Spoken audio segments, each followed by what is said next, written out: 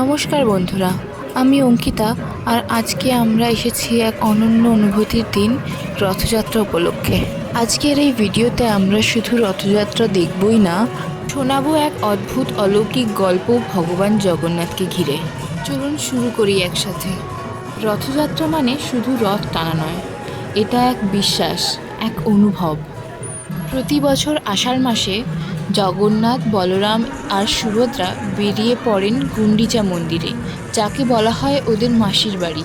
এই দিন লক্ষ লক্ষ মানুষ রথের রশিতে টান দিয়ে বিশ্বাস করেন ঈশ্বর নিজে এসেছেন সাধারণ মানুষের মাঝে।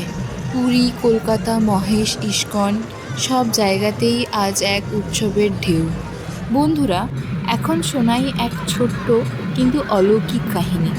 অনেক বছর আগে পুরীতে এক বৃদ্ধা ছিলেন, নাম ছিল বিদ্যাময়ী মা। তিনি ছিলেন এক ভক্ত। প্রতিদিন জগন্নাথ দেবকে শুধু এক মুঠো চিড়ে আর গুড় নিবেদন করতেন। লোকেরা হাসতো আর বলতো, ভগবান এতে কি তুষ্ট হবেন? কিন্তু এক রাতে পুরীর মন্দিরে ঘটল এক আশ্চর্য ঘটনা। সেবায়েতরা দেখল জগন্নাথের ঠাকুর ঘরে চিড়ে আর গুড় দেওয়া আছে, আর জগন্নাথের ঠোঁটেও গুড় লেগে আছে। সবার চোখ ছানা বড়া। পরে জানা গেল বিদ্যাময়ী মায়ের নিবেদন ভগবান নিজে গ্রহণ করেছিলেন।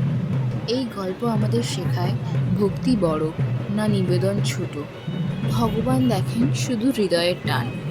আজকের এই রথযাত্রায়ও সেই টান অনুভব করি।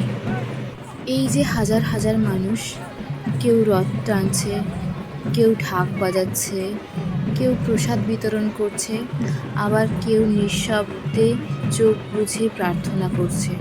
সবার মধ্যে একটাই ভাষা, ভক্তি। আর চারপাশে চলছে মেলা, খেলনা, খাবার, হাতের তৈরি জিনিস, ঢোল, বাদ্যি, এই সবই তো আমাদের ঐতিহ্যের অংশ। এটাই তো আমাদের বাংলার উৎসব। বন্ধুরা, আজকের দিনে আমরা বিদ্যাময়ী মায়ের মতো একটা ছোট ভালো কাজ যদি করতে পারি, তাহলেই আমাদের রথযাত্রা সার্থক। আপনার এলাকার রথ কেমন হলো?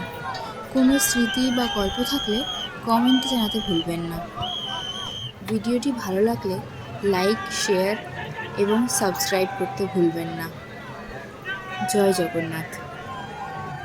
আজকের মতো আসি তাহলে, আবার দেখা হবে পরের ভিডিওতে। নমস্কার।